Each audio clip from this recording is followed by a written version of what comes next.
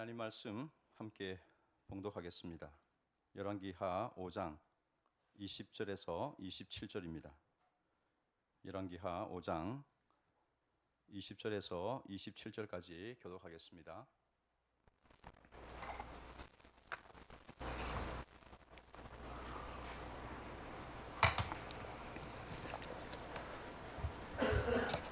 열왕기하 5장 20절에서 27절입니다.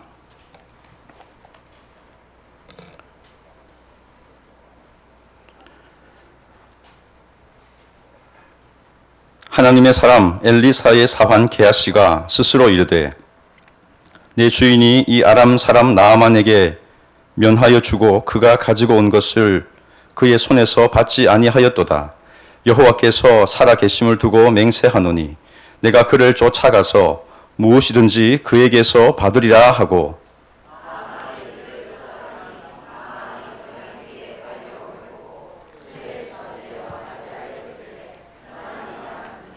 청하건대 당신은 그들에게 은 1달란트와 옷 2벌을 주라 하시더이다.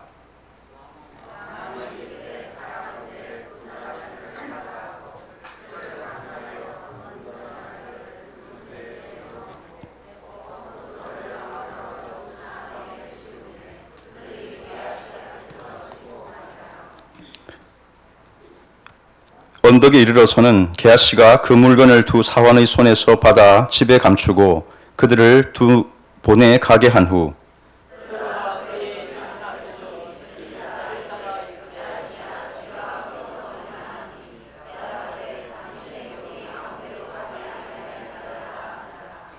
엘리사가 이르되 한 사람이 수레에서 내려 너를 맞이할 때에 내 마음이 함께 가지 아니하였느냐. 지금이 어찌 은을 받으며 옷을 받으며 감람원이나 포도원이나 양이나 소나 남종이나 여종을 받을 때이냐. 그러므로 나만의 나병이 내게 들어 자손에게 미쳐 영원토록 이르리라 하니 게하시가 그 앞에서 물러나오매 나병이 발하여 눈같이 되었더라. 아멘. 예, 방금 읽었던 말씀에 뭔가 좀 빠진 부분이 있죠? 예, 22절이 한 중간 정도가 빠진 것 같습니다. 예, 그래 아시고 오늘 본문 말씀을 함께 보겠습니다. 제가 지금 가슴이 많이 떨립니다. 다른 이유가 아니고 이 뒤에 에어컨 냉기가 이 뒤통수를 때리는 바람에 가슴이 많이 떨리네요. 이 끄자 하니까 이거 좀 끄기도 그렇고 아무튼 뭐 하다 보면 또 몸에 열도 나고 하겠죠. 아무튼 오늘 수협에 오신 여러분들 환영합니다. 날씨가 많이 무더운데 여러분들 좋은 것도 많이 드시고 그렇게 기력을 회복하시기 바랍니다. 일 안 하시는 분들은 적게 드시고요. 일 많이 하신 분들은 좋은 거 많이 드시고 건강을 잘 유지하실 수 있길 바랍니다. 오늘도 여러분들은 하나님 말씀을 통해 은혜를 받으러 오신 줄로 믿습니다. 우리 옆에 분에게 은혜 받읍시다 하기 전에 무더위 이겨냅시다. 잘 이겨냅시다. 그렇게 한번 인사해 주십시오. 잘 이겨냅시다. 잘 이겨내시기 바랍니다. 하나님이 함께 하시니까 능히 또 이 휴지기도 잘 이겨낼 줄로 믿습니다. 또 은혜 받읍시다. 한 번 더 인사해 주십시오. 웃으면서 은혜 받읍시다. 은혜를 받아야 됩니다. 한 꼬마아이가 엄마랑 가게에 들어갔습니다. 이 가게에서 엄마가 물건을 사고 있는 사이에 이 꼬마를 잘 알고 있었던 이 주인 아저씨가 아이를 보더니 이 사탕이 가득 들어있는 이 통을 내밀면서 이제 한 움큼 잊혀보 가라고 그렇게 이야기를 했습니다. 그 아이가 이제 보더니 아무것도 안 하고 가만히 있는 겁니다. 안 가져가고 가만히 있는 겁니다. 얘가 참 교육을 잘 받았구나 이렇게 생각하면서 기특하다 여겨서 또 이렇게 들고는 괜찮다. 이거 한 움큼 가져가거라. 그렇게 또 주인 아저씨 호의를 베풀었습니다. 그래도 아이가 가만히 있는 겁니다. 그러더니 이제 왜 안 가져가냐 이거 가져가거라 하고는 안 가져가니까 이제 자기가 이제 한 움큼 이제 주먹을 쥐어가지고 손에다가 이렇게 탁 이렇게 두 손 바지 해가지고 딱 이렇게 올려놓았습니다. 그리고는 이제 엄마랑 아이가 이제 가게에서 나왔죠. 엄마가 아이한테 물었습니다. 얘야, 너는 아까 아저씨가 가져가라 할 때는 가만히 있더니 왜 아저씨가 줄 때는 그렇게 받았냐 이렇게 물었습니다. 이때 아이가 이렇게 말합니다. 당연하죠. 아저씨의 주먹이 저보다 훨씬 크잖아요. 노림수를 쓴 겁니다. 아이가 노림수를. 욕심을 보여줍니다. 욕심. 우리는 태어날 때부터 이런 욕심이 있죠. 아이에게도 욕심이 있습니다. 참 재치도 있지만 그 마음속에 더 큰 걸 가지고 싶은 욕심. 오늘 본문을 통해서 이 욕심과 관련된 내용으로 하나님 말씀을 이렇게 받았으면 좋겠습니다. 지난 시간에 우리는 나아만 장군의 이 몸이 치유되는 사건을 살펴보았습니다. 이방인에다가 나병 환자였던 이 나아만이 처음에는 엘리사의 처방을 견딜 수 없어서 노발대발하면서 돌아가 버리려고 했는데 생각을 고쳐먹었습니다. 그리고 말씀에 따라서 요단강에 7번 몸을 담그는 순종을 하였습니다. 그러자 이 흉측한 몸이 어린아이의 살같이 변해져서 회복되었다 그랬습니다. 완전히 새 사람으로 거듭나게 된 나아만을 우리가 살펴보게 되었습니다. 여기서 이 나아만의 기적 스토리가 이제 다 마무리가 되면 참 좋겠습니다. 그러면 뭐 너도 좋고 나도 좋고 다 이 해피엔딩으로 이제 끝날 텐데 이야기가 여기서 이제 끝이 아니죠. 이야기가 더 있습니다. 이른바 나아만 스토리의 번외편이 있습니다. 이 번외편의 주인공은 나아만이 아니고 다른 사람이죠. 우리가 잘 알고 있는 사람입니다. 엘리사의 사환이었던 게하시. 게하시의 이 스토리를 또 우리가 오늘 살펴봅니다. 그런데 이 스토리는 좀 다른 의미로 이 기적 이야기이긴 하지만 좀 우울합니다. 그죠? 마무리가 좋지를 않습니다. 그래서 오늘 우리는 이 말씀을 통해서 게하시가 왜 이런 큰 하나님 앞에 저주를 받게 되었는지, 오늘 살아가는 저와 여러분들은 이런 교훈을 어떻게 적용을 하고 받아들여야 될지를 또 우리가 함께 나누면서 또 하나님의 은혜를 받았으면 좋겠습니다. 나아만은 나병을 고침받은 후에 엘리사를 찾아봅니다. 그리고 이렇게 이야기를 하죠. 이스라엘의 외에는 다른 데 진정한 신이 없는 줄을 내가 이제야 알겠습니다 하고 하나님의 능력을 고백을 합니다. 하나님만이 참 신인 것을 내가 인정합니다 라고 하면서 예물을 바치죠. 감사의 의미로 사례를 하려고 예물을 드립니다. 그런데 엘리사가 그 예물을 받습니까? 안 받습니까? 예, 받질 않습니다. 뭐 한 번은 그냥 거절하겠거니 하고는 또 이렇게 자꾸만 강권을 하는데 절대로 받질 않습니다. 그게 이제 오늘 우리 읽었지 않았지만 16절에 보니까 엘리사의 말이 이렇게 나오죠. 내가 섬기는 여호와께서 살아계심을 두고 맹세하노니 내가 그 앞에서 받지 아니하리라. 강권하되 그가 거절하니라. 받으라 받으라 해도 거절하는 이 엘리사의 모습이 여기서 나타나고 있습니다. 결국 나아만은 들고 온 예물을 그대로 싸들고 자기 집으로 이제 돌아가게 되죠. 좋은 분위기에서 이렇게 헤어졌습니다. 그런데 이런 장면들을 정말 견딜 수 없는 눈으로 쳐다보고 있는 한 사람을 오늘 우리는 보게 되죠. 나아만과 게하시의 이 대화 장면이 정말 속에서 부글부글 그냥 찌개 끓듯이 막 불글 끓어오르는 이 게하시의 이 불평 가득한 모습을 오늘 우리가 살펴보게 된다는 것입니다. 자, 20절 말씀을 같이 보겠습니다. 20절 오늘 본문 시작이죠. 같이 읽습니다. 시작. 하나님의 사람 내 주인이 나아만에게 면하여 주고 그가 가지고 온 것을 그의 손에서 받지 아니하였도다. 여호와께서 살아계심을 두고 맹세하노니 내가 그를 쫓아가서 무엇이든지 그에게서 받으리라 하고. 아멘.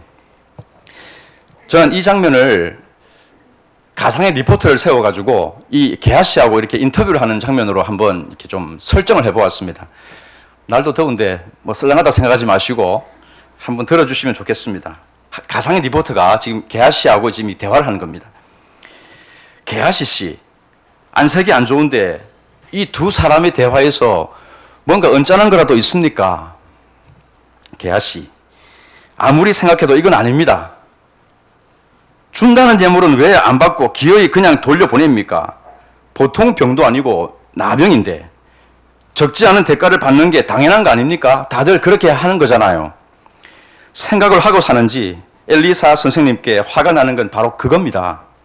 리포터, 엘리사님은 됐다고 하는데 아무것도 안 한 당신이 왜 그렇게 성을 냅니까? 뭔가 생각이 있으셨겠죠. 게하시, 그리고 독백, 이대로 가만히 있을 수 없지.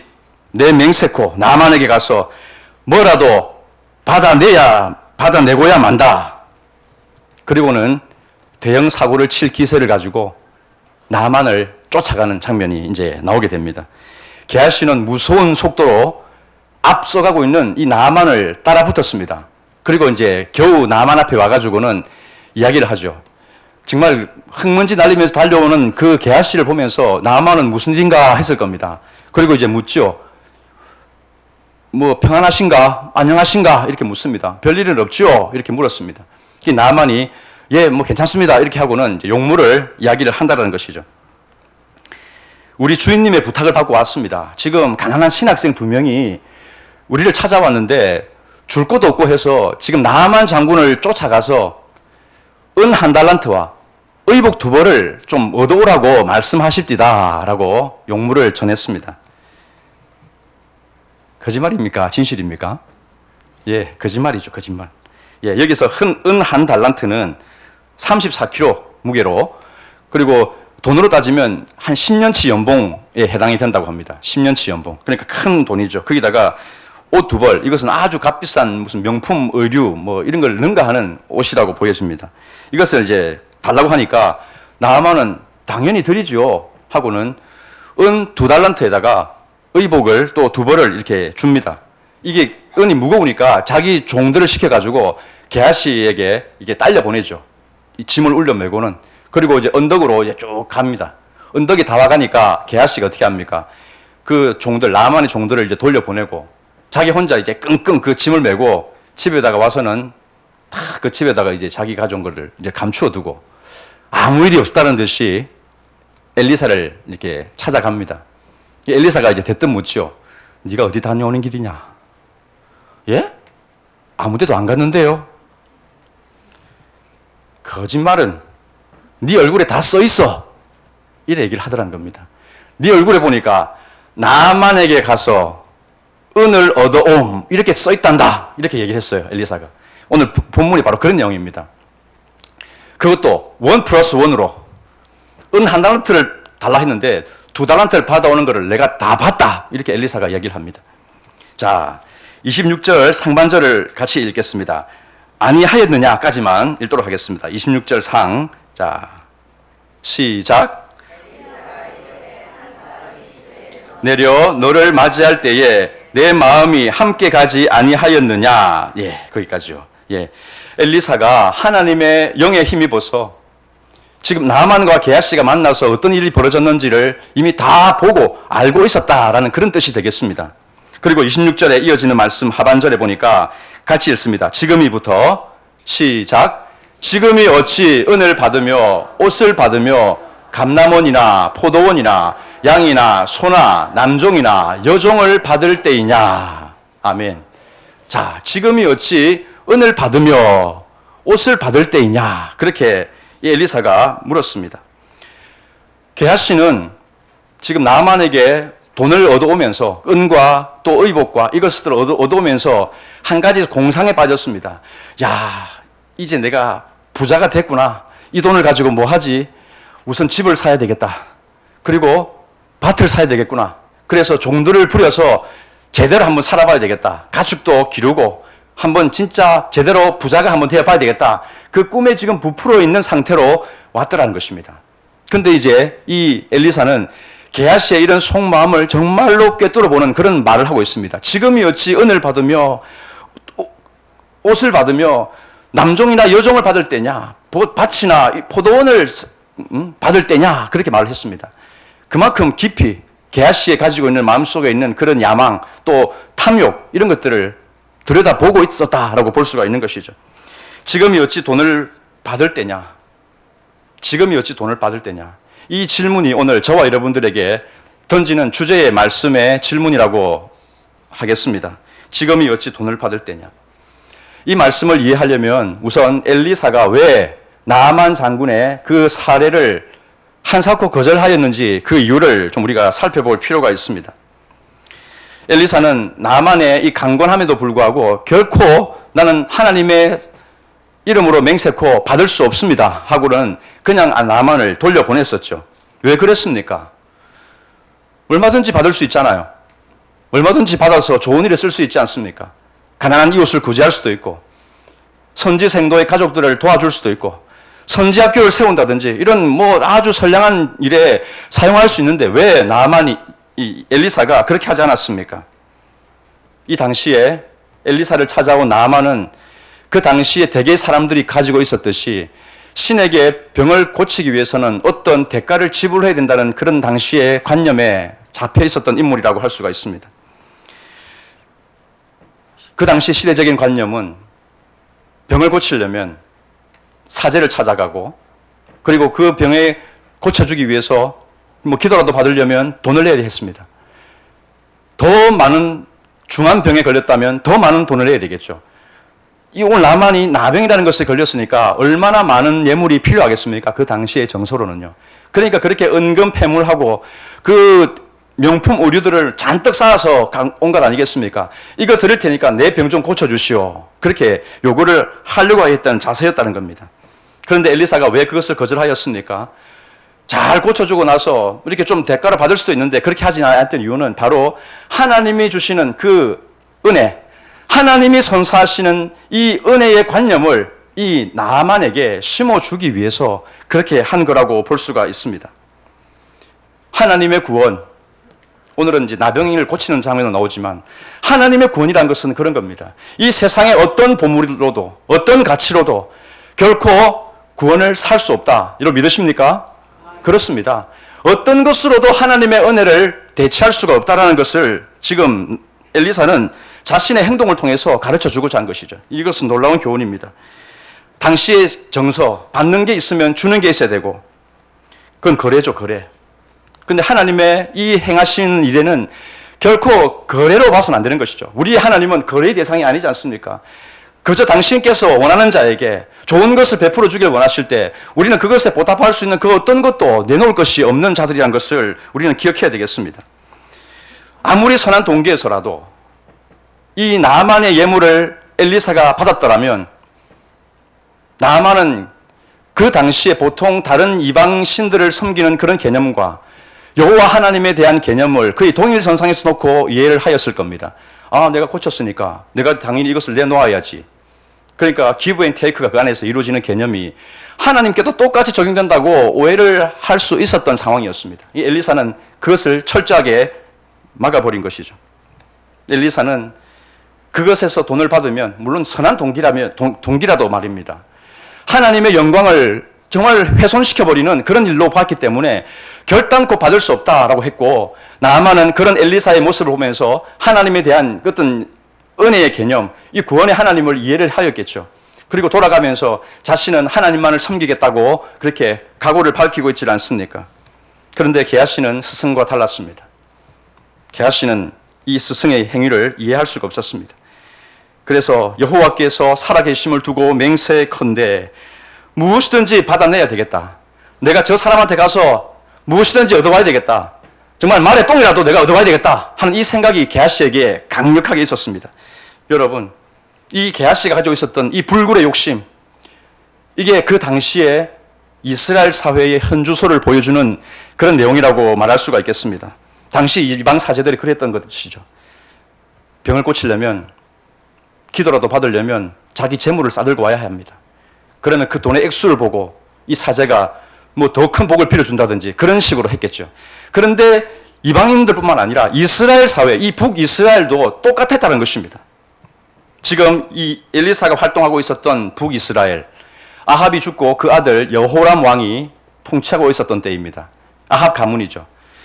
우리가 잘 알고 있는 아합이 어떤 인물입니까? 여호람의 아버지 이 부왕 아합은 바알 숭배 정책을 온 국가적으로 퍼뜨린 인물입니다. 바알을 섬게 된다라고 말을 하면서 하나님은 지워버리고 이스라엘 사회에 바알 숭배로 가득 차게 만들었던 인물이 바로 이 아합이죠.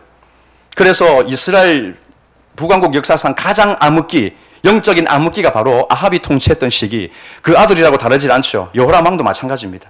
그런데 이게 참 인간적인 수완이 좋아서 그랬는지 정치적으로 또 경제적으로 또 호황을 누렸던 때가 바로 이 북이스라엘의 아합 가문이 통치하던 시기였습니다. 참 이해할 수 없죠. 이 하나님의 참 이해할 수 없는 섭리가 여기도 작용하고 있다고 볼 수가 있겠는데 사람들은 그렇게 정치적으로 또 경제적으로 나름 살만한 이런 게 되다 보니까 하나님은 그들에게 온데간데 없습니다. 바알이 우리에게 복을 주니까 바알을 잘 믿고 바알을 잘 섬기면 우리는 복을 받는 거야. 그렇게 했습니다. 우리가 잘 알고 있는 바알, 풍요와 다산의 신 아닙니까? 그러니까 이 바알 숭배 정책이 국가적으로 퍼졌을 때는 이미 언제나 그들의 모든 일에는 다 재물이 결부되어져 있다고 보시면 됩니다. 그들의 형통, 번영, 하나님과 상관없는 그런 물질의 축복, 이것이 다 바울로부터 온다라고 그들은 여겼던 그런 시대였다는 것입니다. 이런 당시 상황과 연결해서 보면 지금이 어찌 돈을 받고 은을 받고 옷을 받을 때냐? 라고 말했던 이 엘리사의 꾸중이 이해가 되죠. 여호와의 신앙은 이렇게 땅에 떨어진 상황입니다. 그런데 하나님의 사람으로서 마치 점쟁이가 점을 쳐주고 복채를 받듯이 무당이 구슬하고 돈을 받듯이 뇌물을 받는 그런 행위가 정말 가당키나 한 일이냐라고 게하시에게 강력하게 꾸중을 하고 있는 것입니다.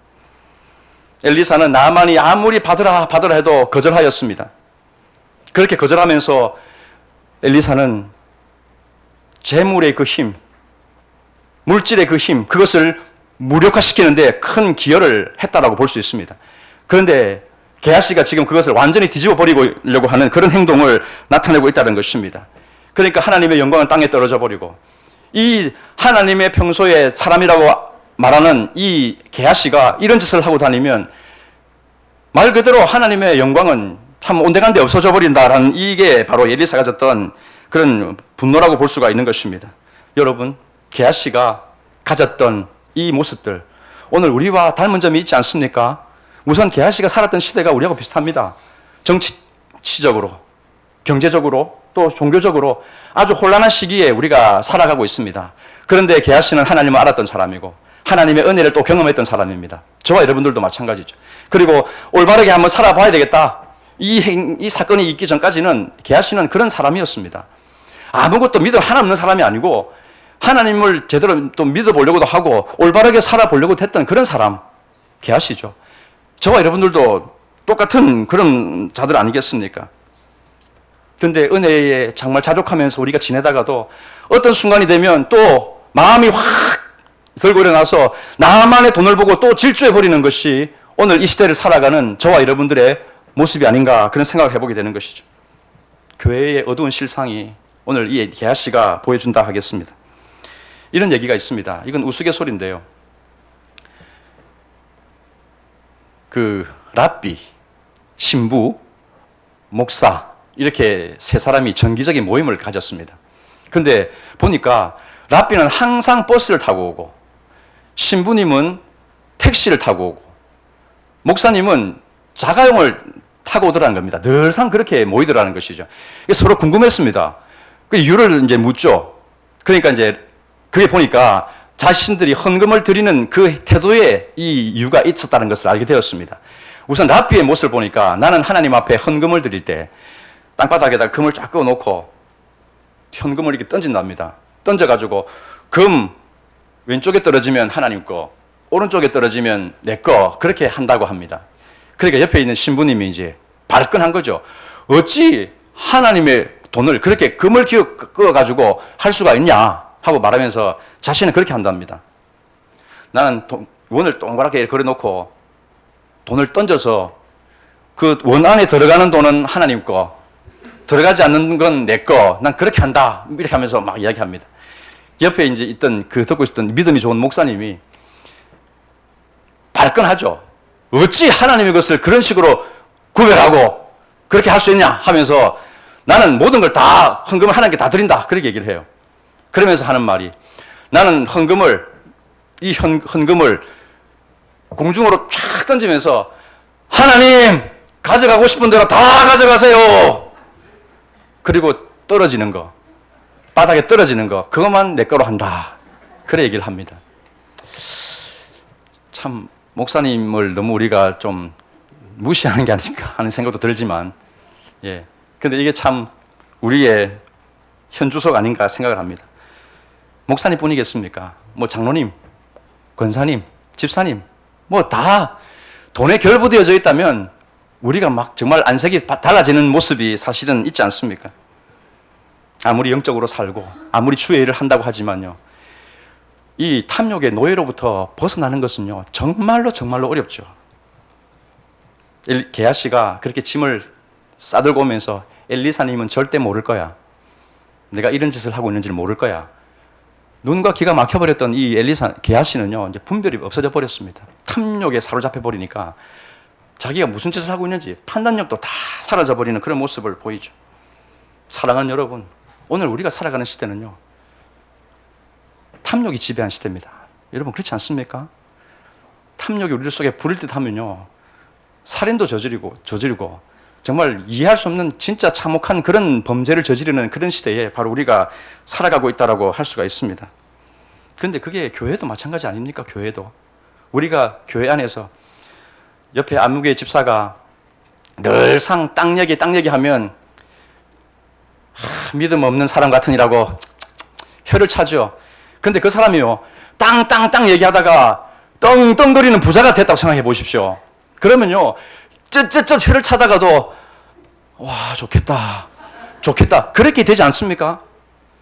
맨날 믿음 얘기는 안 하고 성경 말씀 하나도 모르는 사람이 땅만 보고 다니는데 그렇게 부자가 돼버리면요 처음에는 막 손가락질 하다가도요 와 나도 저래 봤으면 좋겠다 그런 마음이 돌아서 버리는 게 오늘 사실 우리들의 또 모습이 아닌가 돌아보는 것입니다. 미디어가 이런 욕심을 부추기는 경향이 있는 것 같습니다.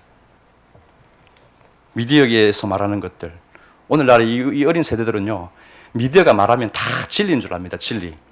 여러분 그거 아십니까? 유튜브를 보면 그게 정말 진리 말씀처럼 들려집니다. 여러분 그거 아세요? 6살짜리 아이가 유튜브 방송, 그 개인 방송이 있습니다. 유튜브 방송을 해가지고요 95억짜리 빌딩을 샀다는 얘기 들어보셨습니까? 강남에 95억짜리 빌딩을 샀습니다. 그게 기사가 났죠. 그 방송에 아이가 라면 먹는 장면, 짜장면 먹는 장면 이런 것들이 유튜브 방송을 타고 나오는데요 그걸 좋다고 보는 구독자가 무려 1,700만 명입니다. 1,700만 명. 재밌다고 이제 그걸 보는 거죠. 그 구독을 자꾸 하다 보면 이 자기 이제 그 방송하는 사람이 수익이 올라가거든요. 떼돈을 벌었습니다. 떼돈을 벌었어요. 저는 그걸 보면서 참 박탈감을 느꼈습니다. 박탈감. 목사로서. 목사인 제가 설교를 하면 과연 몇 명이나 유튜브 방송을 볼까 싶은데 이 6살짜리 아이가 라면 먹는 장면이 1,700만 명을 보면서 좋아한다고 그래야 하니까 취준생들, 여러분 직장인들 이런 사람들이 공부할 맛이 안 나고 일할 맛이 안 난다는 겁니다. 왜 그렇습니까? 내가 죽어라 뼈 빠지게 일해봐야 공부해봐야 어떻게 됩니까? 나중에는 개 밑에 들어가서 푼돈 받고 일하다가 과로사하고 죽는다. 이런 그 우스갯소리가 댓글로 올라옵니다. 그만큼 이 사회가 참 그런 사회라는 것이죠.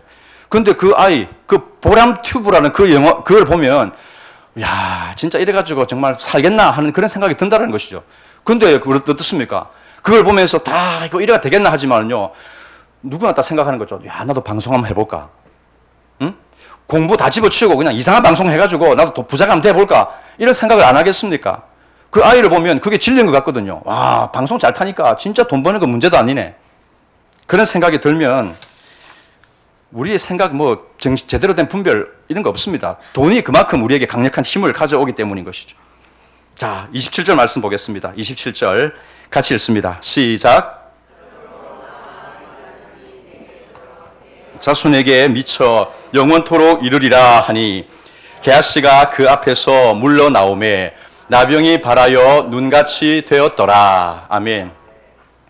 게하시가 탐욕을 부리고 거짓말을 하고 진실을 이렇게 덮어버리는 그런 비신앙적인 행동을 했을 때 이것은 엘리사가 볼 때 크나큰 문제가 되었습니다. 그래서 그에게 하나님의 저주를 그대로 내리죠. 나만의 나병이 네게 들어서 네 자손에게 미쳐 영원토록 이를 것이다. 나만이 가졌던 나병이 자기한테만 옮겨오는 게 아니고 자기의 자손들에게까지도 그 병이 미쳐서 완전히 가문이 완전히 망하게 된다라는 이 무서운 저주를 내리고 있습니다. 게하시의 탐욕에 불러온 화, 이게 오늘 이 스토리의 마무리가 되는 것 아니겠습니까? 여러분 나아만과 게하시를 잘 비교해 보십시오. 이 두 사람이 중요합니다. 처음에 나아만은 이방인이다가 나병 환자였습니다. 그는 처음에 말씀을 거절했지만 말씀의 생각을 고쳐먹고 순종을 했더니 새 사람이 되었습니다. 새 사람이. 하나님의 은혜를 받았죠. 그런데 이 게하시는 어떻습니까? 그는 유대인이었습니다. 하나님을 아는 사람이었어요. 은혜를 많이 경험한 사람이라고 볼 수 있습니다. 그런데 그 사람이 나중에 어떻게 됩니까? 이 탐욕을 주체를 못해서 그가 나중에는 나만이 가졌던 이 나병이 그대로 옮겨오는 결과를 낳게 되었습니다. 하나님의 은혜를 아는 사람이 이제는 탐욕에 눈이 멀어서 정말 영적인 좀비처럼 그렇게 살 수밖에 없는 인생이 되어져 버렸다. 이것이 얼마나 심각한 문제이겠습니까? 여러분, 오늘 저는 여러분들에게 질문을 드리고 싶습니다. 여러분들이 이 나만에서 지금 게하시로 옮겨가고 있는 상황은 아닙니까? 처음에는 하나님의 은혜를 받고 정말 그 은혜의 소중함을 알고 거듭남의 감격을 가지고 살았는데 세월이 지나면서 이 은혜 개념이 점점점 식어져 버립니다. 그리고 거래 개념, 보상 개념, 내가 뭔가를 했으니까 하나님은 주셔야 돼. 또 그런 복들을 추구하면서 정말 이 게하시와 같이 참 우리가 추하게 그렇게 변질이 되어지는 모습은 혹시 우리 안에 없습니까? 게하시가 처음부터 이랬던 것은 아니겠죠. 처음부터 이랬던 것은 아닐 것입니다. 그런데 탐욕에 그 자신을 방치해버리니까 자신 안에 있는 생겨난 이 욕심을 믿음으로, 말씀으로 어떻게 해서든지 그것을 극복해내고 했다면 문제가 없을 텐데 거기에 사로잡혀 버리니까 이 나만의 돈이 그렇게 좋아 보일 수 없었고 어떻게 해서든지 뜯어내야 되겠다라는 그런 집념에 그런 사로잡히는 모습을 보이는 것이죠. 여러분, 우리가 이런 모습이 있다면 이대로 방치하겠습니까? 나병 같은 이런 끔찍한 저주는 아닐지라도 우리의 삶이 핍절되어지고 영혼이 정말 망가져버리는 이런 상황인데 그걸 내버려 두시겠습니까? 그래서는 안 되는 것이죠. 이 탐욕 가득한 이 게하시의 삶에서 우리는 어떻게 엘리사처럼 단호하게 그것을 거절할 수 있고 하나님의 영광을 훼손하는 일이 결코 있어서는 안 된다고 말을 하면서 그것을 이 물질의 노예가 되지 않는 그런 삶을 살 수가 있을까요? 여러분, 여러분들의 패러다임이 바뀌게 됩니다. 패러다임. 영적인 패러다임이 바뀌게 됩니다. 만몬이 깔아놓은 판 위에서 우리가 놀면요, 다 넘어가 버립니다. 물론 세상은 그런 것들이 지배하는 사회죠. 하지만 이 만몬이 주인 노릇하고 왕 노릇하면서 이 돈을 가지고 장난을 치는 이 시대에 거기에 우리가 동경을 하면서 마음을 빼앗겨 버리면요, 누가 거기서 견뎌낼 수가 있겠습니까? 아무도 거기에 이겨낼 수가 없는 것이죠. 질문해 볼까요? 여러분들 100억이 여기 있습니다. 여기 예수님이 있습니다. 자, 양자택일하십시오 하고 딱 제시하면 여러분들 어떤 걸 선택하겠습니까? 100억과 예수님. 감사합니다. 근데 한순간 갈등 안 하는 사람 있습니까? 혹시 갈등 안 하는 사람? 에휴, 갈등하고 그러다가 예수님 이래 되는 거 아닙니까, 여러분? 돈을 보면서도 예수님으로 가야 되는 이 참 안타까운 현실, 거기에 사실 우리가 매여 있지 않습니까? 단호하게 예수님이라고 말할 수 있는 사람, 참 그 사람이 진짜 믿음 가진 사람이라고 볼 수 있는 것이죠. 그런데 많은 사람이 그렇게 하지 않는다고 저는 봅니다. 성경을 볼 때 여러분들 눈에 정말 하트가 정말 이렇게 튀어나옵니까, 여러분? 돈다발을 보면 튀어나오죠. 돈다발 보면. 근데 여러분, 성경 보면서 그런 사랑하는 마음이 올라옵니까? 우리는 아직 가야 될 길이 한참 멀은 사람들 아닙니까? 한참 멀은 사람들. 마귀가 깔아놓은 패러다임, 세상에서 힘을 준다고 말하는 이런 가치들에 내 마음을 두고 있으면요, 참다 결국에는 그게 무릎 꿇어 버립니다. 그러니까 처음부터 우리는 바뀌어야 되는 것이죠. 예수님이 만들어 놓은 이 복음의 패러다임 속에 우리 자신을 올려놓고 마귀와 싸우고 세상과 싸우는 경쟁하는 삶이 있어야 되지 않겠습니까?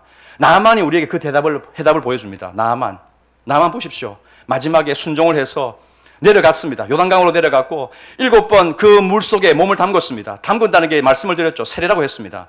그리스도와 함께 내가 죽었다는 겁니다. 죽었다.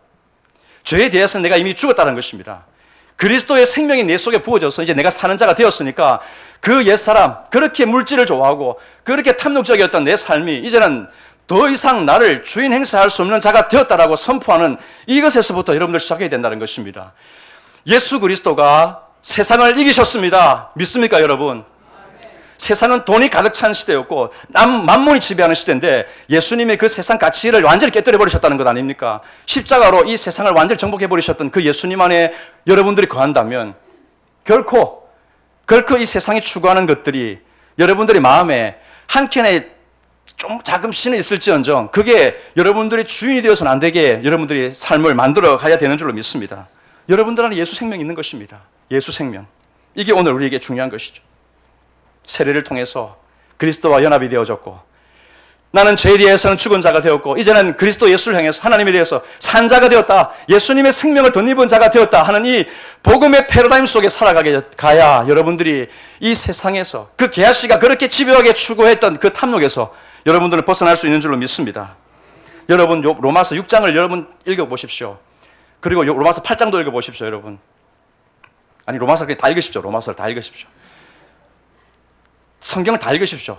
바울 서신도 읽으셔야 되고요. 여러분 신구약 성경을 읽고 자꾸 읽으셔야 됩니다. 그 중에 특별히 로마서 6장에 보면요, 이 생명의 이 비밀이 여기에 들어있죠. 로마서 6장 11절 한번 열어주시겠습니까? 자, 같이 이 말씀 읽겠습니다. 시작. 이와 같이 너희도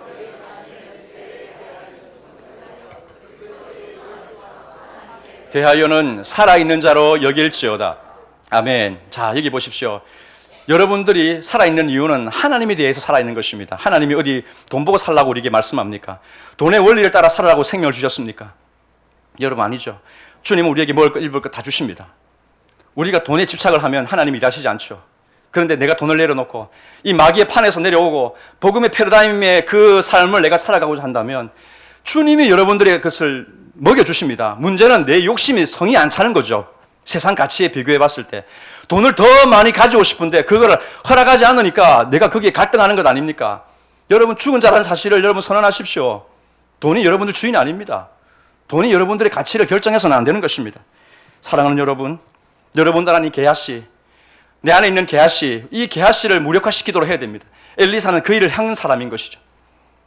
그 탐욕이 여러분들의 주인으로 하지 않도록 여러분들 그것을 날마다 쫓아내는 삶을 살아야 됩니다. 한번 쫓아낸다고 그게 뭐 끝납니까? 여러분, 죽을 때까지 우리들의 살아가는 이 믿음의 삶은, 믿음의 싸움은 끝나질 않습니다. 또 슬그머니 들어옵니다. 또 들어옵니다. 그럼 또 싸워야 되죠. 그럼 여러분, 내가 죽었다고 생각하지 않으면 어찌 그 싸움을 이길 수가 있습니까? 군대를 가니까요, 그렇게 무섭고 그렇게 두려울 수 없더라고요, 처음에. 그래서 말씀을 읽고 또 읽었죠. 그러면 하나님이 로마서를 통해서 깨달음을 줍니다. 네가 죽은 자라는 사실을 선언하라고 말을 합니다. 죽은 자, 내가 죽었다라고 복창해라는 것입니다. 그러면요, 그때 가서는 하나님께서 때를 따라서 피할 길도 주시고 또 그것에서 버티고 이겨낼 힘을 공급해 주시더라는 겁니다. 나는 죽었고 하나님께 모든 것을 맡깁니다라고 날마다 복창하고 그렇게 하니까 어느덧 때가 되어서 제대하게는 날이 왔더라는 것입니다. 살이 쪄서 제대했습니다. 살이 쪄서. 여러분, 그런 것입니다. 버티고 하나님의 은혜를 의지하고 살아가면요, 하나님께서 그렇게 책임져 주시는 것이죠. 죽었다라고 고백하는 이 믿음이 우리에게 필요한 것입니다. 우리의 육체, 참 이게 참 고약한 놈 아닙니까? 육체가 가만 내버려 두면요, 잠시 쉬는 걸로 끝나는 게 아니고 그냥 들어 누워가지고 아무것도 안 하겠다고 그냥 나자빠집니다. 언제 기도합니까, 여러분? 잠시 쉬어야지 하면요, 눕고 싶고 누우면 계속 자고 싶습니다. 잠은 잘수록 늘지 않습니까? 언제 여러분 성전에 와서 기도하고 하나님 앞에 은혜를 구하고 하나님의 그 공급하심을 여러분 경험하겠습니까? 육체는 여러분 우리가 쳐서 주님 앞에 복종시켜야 됩니다. 이 고약한 놈을 그냥 내버려둬서는 안 되는 것이죠. 여러분 기억하십시오. 하나님 앞에 여러분들이 가지고 있는 이 마음, 욕심, 탐욕과 이런 세상을 향한 어떤 마음들이 하나씩 내려놓아질 수 있었으면 좋겠습니다. 여러분들 패러다임을 바꾸십시오. 내 힘이 아니라 하나님의 주시는 힘으로 이 세상을 이기도록 여러분들이 그렇게 마음을 올려드리실 수 있기를 바랍니다. 그러면 주님이 우리에게 역사하시고 은혜를 부어주시는 줄로 믿습니다. 말씀을 정리하겠습니다. 여러분, 날씨가 많이 덥습니다. 여러분들 물놀이도 물론 하셔야 되고 또 뭐 좋은데 이렇게 시원한 데 가서 이렇게 커피도 마시고 여러분 그렇게 하셔야 됩니다. 하셔야 됩니다. 더울 때는 그렇게 자기 관리를 하셔야 되죠. 그렇게 비싸는 건 좋지만 여러분, 본당에 와서 하나님의 성전에 와서 기도하면서 이렇게 피서 나보는 건 어떻습니까? 말씀을 읽으면서 여러분들 피서 나보는 건 어떻습니까? 홍 목사가 참 세상 물정 하나도 모른다 이렇게 생각하실 것 같습니다. 여러분, 탐욕의 세상에서요, 그냥 물놀이 가고 커피 마시고 내야 놀고 싶은 거 다 놀고 육신대로 살면요, 절대로 탐욕의 그 세상을 이길 수가 없습니다. 여러분, 마귀는요, 탐욕보다 더 무서운, 이런 폭염보다 더 무서운 존재를 우리에게 달려드는데 언제 우리가 그것을 이길 수가 있습니까? 기도하지 않고 하나님 말씀을 붙들지 않고 어떻게 우리가 이길 수 있습니까? 여름이니까, 휴직이니까 여러분 아닙니다. 여러분 마귀가 그런 건 뭐 귀에 뭐 이렇게 다 봐줍니까? 달려들지 않습니까? 더 달려듭니다. 더 달려들어. 여러분 기억하십시오. 기도할 틈을 내십시오. 그게 복음의 패러다임 속에 살아가는 사람입니다. 하나님의 은혜를 여러분은 구하려면요, 말씀을 펴서 읽으십시오. 아는 내용이라고 덮어버리지 마시고, 어렵다고 덮어버리지 마시고, 읽고 또 읽고 하나님의 주시는 은혜를 묵상하고 하나님의 말씀을 여러분 마음속에 자꾸만 담으려고 하면서 영적인 훈련을 게을리하지 마시기를 바랍니다. 그렇게 해야 하나님의 힘이, 그 새 힘이 공급되어지는 줄로 믿습니다. 이 하나님의 힘을 받은 자만이 달려가도 피곤치 아니하고 걸어가도 곤비치 아니하는 은혜를 경험하게 될 줄로 믿습니다. 우리 이 시간 이사야 40장 31절 말씀 함께 읽고 찬양으로 나아가겠습니다. 자, 말씀 이사야 40장 31절입니다. 시작. 오직 여호와를 앙망하는 자는 새 힘을 얻으리니 독수리가 날개치며 올라감 같을 것이요 다른 박질하여도 곤비하지 아니하겠고 걸어가도 피곤하지 아니하리로다. 아멘. 기도하겠습니다.